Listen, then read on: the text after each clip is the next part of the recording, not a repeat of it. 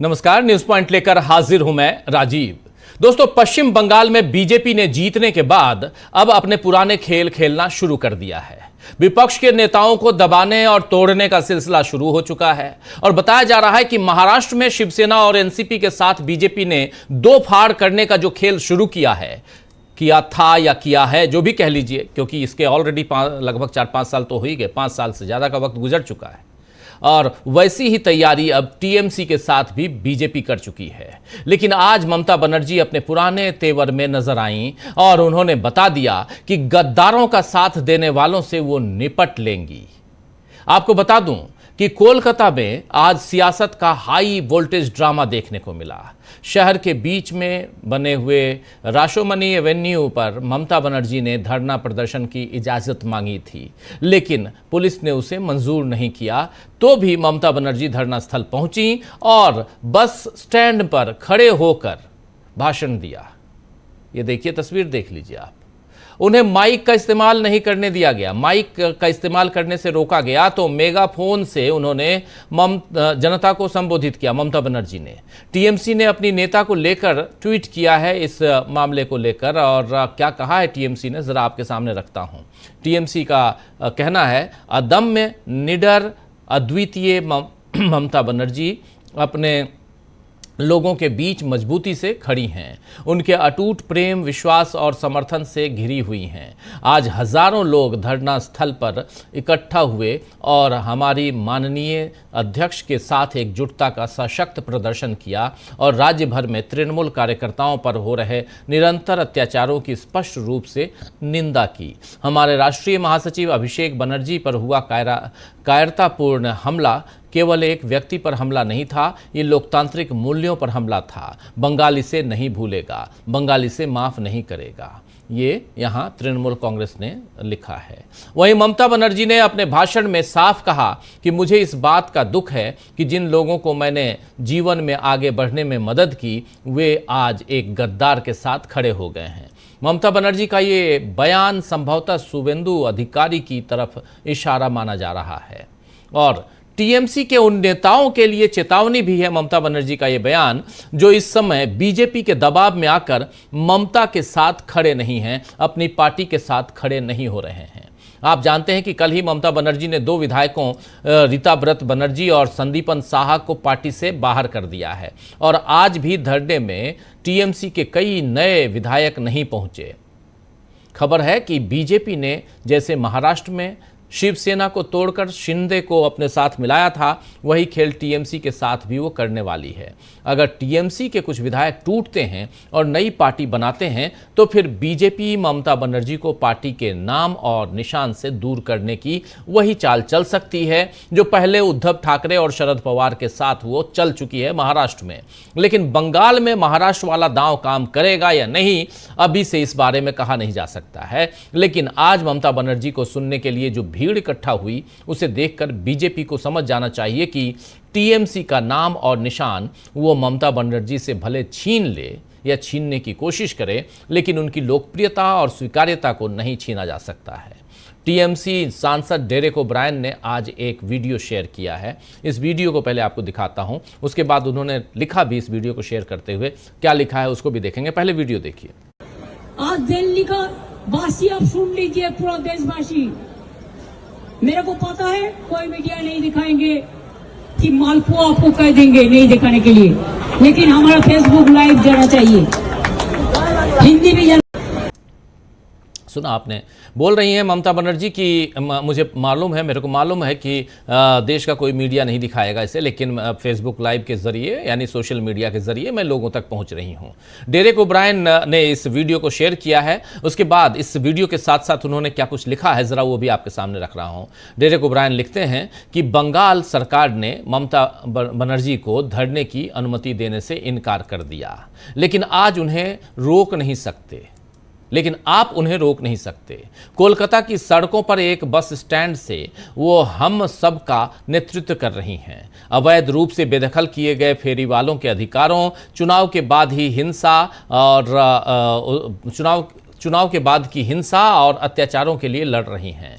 ये वीडियो मैंने अपने फ़ोन से इस बेहद भावुक धरने के दौरान शूट किया।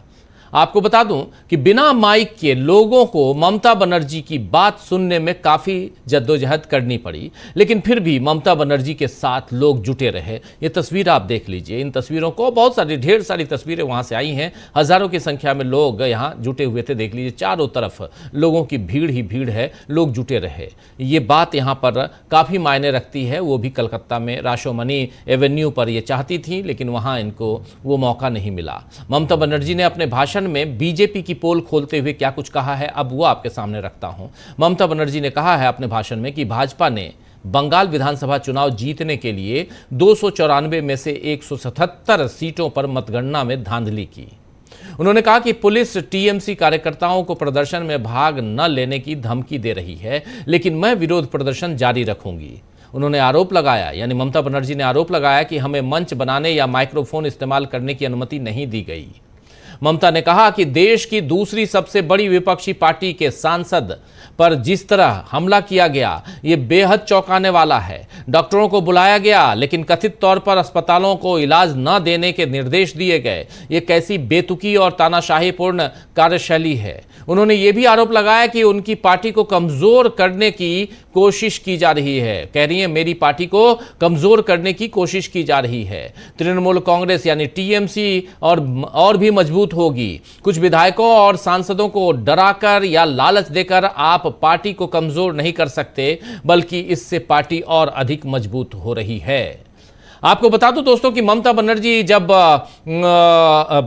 एस्प्लेनेड के वाई चैनल पर धरने वाली जगह पर पहुंची, तो कोलकाता पुलिस ने उन्हें धरना देने से मना कर दिया और टीएमसी की उस अपील को ठुकरा दिया, जिसमें उन्होंने पास की रानी राशोमनी रोड पर एवेन्यू पर विरोध प्रदर्शन करने की इजाज़त मांगी थी, अनुमति मांगी थी। इससे विरोध स्थल पर जो धरना स्थल है वहां पर तनावपूर्ण स्थिति बन गई और पुलिस और प्रदर्शनकारियों के बीच तीखी झड़प देखने को मिली। ममता बनर्जी के साथ उनके भतीजे और पार्टी महासचिव अभिषेक बनर्जी, टीएमसी के बड़े नेता मदन मित्रा, फिर सांसद कल्याण बनर्जी, पार्टी के पुराने दिग्गज नेता फिरहाद हकीम, डेरेक ओब्रायन और डोला सेन, ये सब नजर आए। लेकिन टीएमसी के टिकट पर हाल ही में विधानसभा सीटें जीतने वाले ज्यादातर नए चेहरे इस मौके पर नदारद थे, जिससे ममता बनर्जी के बीजेपी पर आरोप सही साबित होते हैं। और इधर थोड़ा सा आप इधर हिंदुस्तान के दूसरे कोने में आइए, दिल्ली आइए, तो दिल्ली में बहुत कुछ चल रहा है। यहाँ देखिए डेरेक ओब्रायन वहाँ शायद या कोई और हैं, मुझे ध्यान नहीं, चेहरा अच्छे से नहीं है। कुणाल घोष की तबीयत वहीं धरना स्थल पर खराब हो गई थी और उनको पंखा यहाँ हवा देती हुई पंखे से, पंखा तो है नहीं लेकिन और ये यहाँ पर आप देख रहे हैं कि यहाँ ये चल रहा है यहाँ इस प्रदर्शन में। खैर आप देख रहे हैं ये पूरा धरना प्रदर्शन और यहाँ पर तमाम नेता और कार्यकर्ता सब यहाँ नज़र आ रहे हैं, पत्रकार भी नज़र आ रहे हैं, यहाँ पे सब हैं। तो ये घटनाक्रम हम देख रहे हैं पश्चिम बंगाल का, लेकिन पश्चिम बंगाल से, कोलकाता से बाहर अगर दिल्ली देखें तो दिल्ली में एक दूसरा हाई वोल्टेज जो है, उसको ड्रामा तो नहीं कहेंगे लेकिन बहुत ही कहें तो दुखदाई पूरा का पूरा सीन चल रहा है। वो है सीबीएसई का, वो सीन नीट का है, वो सीयूईटी का है, वो एसएससी का है, और ये सारे एग्जाम जो हैं एक पे एक, और खासकर सीबीएसई अगर देखें तो उसमें जानबूझकर जो धांधली की गई, नीट में जो लगातार चल रहा है, इन सब को लेकर लगातार राहुल गांधी एकजुट हैं। राहुल गांधी युवाओं से अपील कर रहे हैं, मिल रहे हैं, देश से अपील कर रहे हैं, देश के प्रधानमंत्री और बाकी तमाम और खासकर शिक्षा मंत्री से इस्तीफे की गुजारिश की जा रही है, डिमांड की जा रही है, लेकिन वो नहीं चल रहा है। कांग्रेस पार्टी की अलग तैयारियां हैं और उधर ममता बनर्जी की अलग तैयारी, और इन सब के बीच ये कहा जा रहा है कि इसी महीने की 8 तारीख को, जी हां 8 जून को इंडिया गठबंधन की एक बड़ी बैठक दिल्ली में होने जा रही है। ये खबर भी आ रही है, कितनी सच्चाई है ये आने वाला वक्त बताएगा। ये 8 जून को ही ये बैठक होती है या 10 जून को होती है या 7 जून को होती है या 9 को होती है, आने वाला वक्त बताएगा। लेकिन यहाँ इंडिया गठबंधन मजबूती के साथ दिखाई दे रहा है।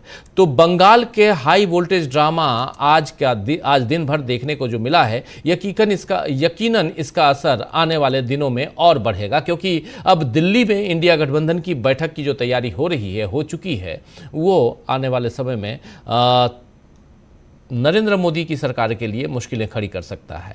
आज खबर आई है कि कम से कम 15 दलों के नेता दिल्ली में इकट्ठा होकर बैठक करेंगे और इसमें कांग्रेस ही लीड करेगी। राहुल गांधी इस समय एक तरफ कांग्रेस संगठन को मजबूती देने में जुटे हुए हैं, कई राज्यों में संगठन के पदाधिकारी बदले जा सकते हैं, ये खबर भी आ रही है। कल कर्नाटक में डीके शिव कुमार शपथ लेने वाले हैं। कर्नाटक में कल शाम को 4:05 पर डीके शिव कुमार शपथ लेंगे मुख्यमंत्री पद की, और उससे पहले डीके शिव कुमार ने और सिद्धारमैया ने राहुल गांधी और मल्लिकार्जुन खड़गे से मुलाकात की है। दूसरी तरफ विपक्ष को भी नए सिरे से एकजुट करने की तैयारी राहुल गांधी ने शुरू कर दी है। वहीं इस बार ममता बनर्जी और भी ज्यादा करीब से